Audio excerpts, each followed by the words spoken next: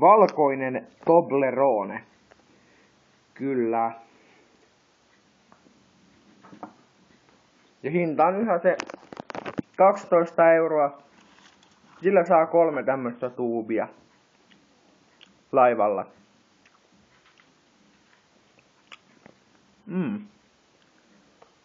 Tallinkin laivalla siis. Kyllä. Kyllä tää valkoinen Toblerone on ehkä mun lempisuklaa.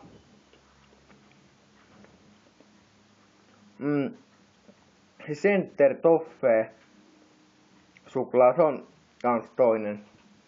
Mut tää on niinku